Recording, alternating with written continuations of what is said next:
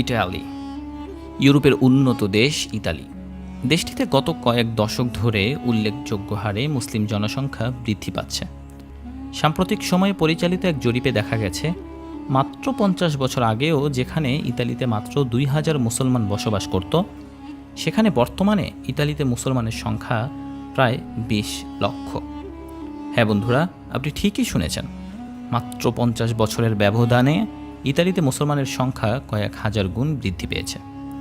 মুসলমানদের সংখ্যা বৃদ্ধির হার দেখে জরিপ পরিচালনাকারী প্রতিষ্ঠান সেন্টার ফর নিউ রিলিজিয়াস স্টাডিজের পরিচালক সমাজবিজ্ঞানী ম্যাসিমো ইন্ট্রোভিন হতবাক হয়ে বলেন, মুসলমানরা সংখ্যা বৃদ্ধির বিষয়টি বেশ আশ্চর্যজনক।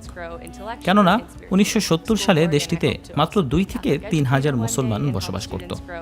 সেখানে 50 বছর পরে 2022 সালে দেশটিতে মুসলমানের সংখ্যা 20 লাখে এসে পৌঁছেছে। তাছাড়া দেশটিতে অবস্থানরত মুসলিম অভিবাসীরা ইতালির স্থানীয় নারীদের বিয়ে করে সেখানে স্থায়ী নাগরিকত্ব লাভ করছে। ফলে অনেক স্থানীয় ইতালি নারী ইসলাম গ্রহণ করছে। বন্ধুরা, দেশ বিদেশ বিডির আজকের পর্বে আমরা জানব ইতালি সম্পর্কে। নতুন হয়ে থাকলে চ্যানেলটি সাবস্ক্রাইব করার অনুরোধ রইল। ইতালি হচ্ছে ইউরোপের প্রাচীন শিল্প, বিজ্ঞান, সাহিত্য সব ক্ষেত্রেই ইউরোপের সামনের সারির একটি দেশ। ইউরোপীয় সংস্কৃতি ও সভ্যতার সূতিকাগার বলা হয়ে থাকে ইতালিকে। সৌন্দর্যের বিচারে পৃথিবীর খুব কম দেশই ইতালির সঙ্গে পেরে উঠবে। নানা ভাস্কর্য আর বিভিন্ন ধরনের শৈল্পিক নিদর্শন ছড়িয়ে আছে পুরো ইতালি জুড়ে। বিশ্বের সবচেয়ে ছোট দেশ ভ্যাটিকান সিটি ইতালির মধ্যেই অবস্থিত। ইতালির বর্ণাঢ্য শৈল্পিক সংস্কৃতি আর প্রাকৃতিক সৌন্দর্যের কারণে প্রতি বছর প্রায় 5 কোটি পর্যটক ইতালিতে ভ্রমণ করে থাকেন। পর্যটন খাত ইতালির অর্থনীতির একটি গুরুত্বপূর্ণ অংশ। বাংলাদেশ থেকে ইতালিতে পাড়ি জমানো অধিকাংশ বাংলাদেশি অভিবাসী ইতালির পর্যটন শিল্পের সাথে যুক্ত। ইতালির পর্যটন শিল্প বিকাশে বাংলাদেশি অভিবাসীদের রয়েছে উল্লেখযোগ্য ভূমিকা। ইতালিতে অবস্থান করা বেশিরভাগ বাংলাদেশি অভিবাসী ইতালির রোম, মিলান এবং ভেনিসের মতো শহরে বসবাস করে। আপনি যদি কখনো ইতালির রাজধানী রোম কিংবা ভেনিসের মতো শহরগুলোতে ভ্রমণ করেন, তাহলে দেখতে পাবেন ইতালির পর্যটন শহরগুলোতে বেশিরভাগ দোকান বাংলাদেশিদের মালিকানায়। ইতালির অর্থনীতি বেশ শক্তিশালী। দেশটির মানুষ খুব উন্নত জীবনযাপনে অভ্যস্ত। ইতালির মানুষের মাথাপিছু আয় প্রায় 40,000 মার্কিন ডলার, যা বাংলাদেশি টাকার অঙ্কে প্রায় 45 লাখ টাকা। এছাড়া ইতালির মানুষের গড় আয়ুও অনেক বেশি। দেশটির একজন মানুষের গড় আয়ু প্রায় 83 বছর, যেটি ইউরোপের মধ্যে সর্বোচ্চ এবং বিশ্বের মধ্যে তৃতীয়। ইতালির মোট জাতীয় উৎপাদনের প্রায় 40% আসে শিল্প খাত থেকে। ইতালি বিশ্বের সর্বাধিক মদ উৎপাদনকারী দেশ। টেক্সটাইল উৎপাদনেও ইউরোপের শীর্ষস্থানীয় তারা। ইতালির প্রচলিত মুদ্রা ইউরো, আর 1 ইউরো বাংলাদেশি টাকায় 117 টাকা। ইতালির বর্তমান রাজধানীর নাম রোম।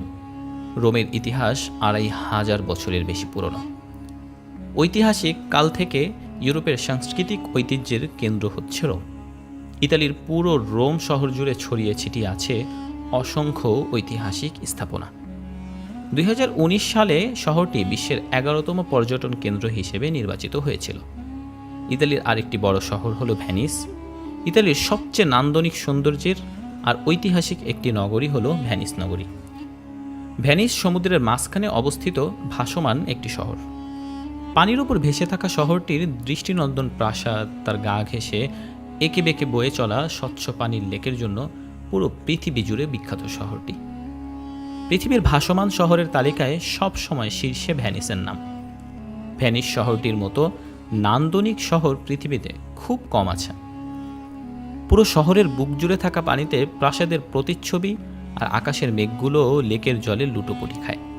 অপূর্ব সুন্দর এই শহরটি তাই সারা পৃথিবীর পর্যটকদের প্রিয় একটি শহর। ভেনিস সারা বছরই পর্যটকদের ভিড়ে মুখরিত থাকে। প্রতিদিন প্রায় 50,000 পর্যটক ভেনিসের সৌন্দর্য দেখতে আসেন। ভেনিসের শিল্প, সাহিত্য, বিশেষ করে স্থাপত্য শিল্পে যে কারো মন জুড়িয়ে যায়। প্রতিটি ঘরবাড়িও যেন এক একটি নান্দনিক রূপ। রং বেরঙের কারুকার্য নিয়ে দাঁড়িয়ে আছে জলের মধ্যে। ভেনিস নগরটি মূলত কতগুলো দ্বীপের সমষ্টি। ইতিহাস থেকে জানা যায়, জলদস্যুদের হাত থেকে রক্ষার জন্য ইতালিয়ানরা এই শহরটি গড়ে তোলে। পরে লোকসংখ্যা বাড়তে থাকে এবং পানির ওপর গড়ে ওঠে এই শহর। ভ্যানিসে গাড়ি চালানোর কোনো রাস্তা নেই, পুরো শহর জুড়েই গাছের শেকড়ের মতো খাল, এক জায়গা থেকে আরেক জায়গায় যেতে সঙ্গী একমাত্র ছোট্ট ডিঙি নৌকা। ভ্যানিসে বসবাস করা প্রতিটি পরিবার নিজস্ব পরিবহন ব্যবস্থা হলো এই নৌকা। ভ্যানিসের প্রত্যেক বাড়ির সাথে বাঁধানো থাকে তাদের নিজস্ব নৌকা অথবা স্পিডবোট। ভ্যানিসের পরতে পরতে ছড়িয়ে আছে মোহনীয় সৌন্দর্য।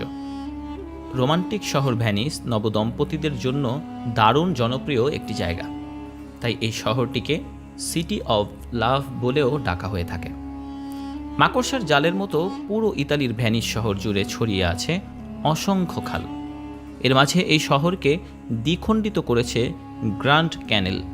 নৌকা, স্পিডবোটের যাতায়াতের পথের এসব খাল থেকে দেখতে পাবেন শহরের চোখ জোড়ানো রং, নকশা ও দারুণ স্থাপত্য শৈলীর। খালের ওপরে রয়েছে চমৎকার সব সেতু। এসব সেতুর সৌন্দর্য পর্যটকদের মুগ্ধ করে। তবে সবচেয়ে সুন্দর ও জমকালো সেতু হল রিয়ালটো ব্রিজ, যা গ্র্যান্ড ক্যানেলের ওপর স্থাপিত। খালের মধ্য থেকে এই সেতুর অপূর্ব কারুকার্য দর্শনার্থীদের মন ছুঁয়ে যায়।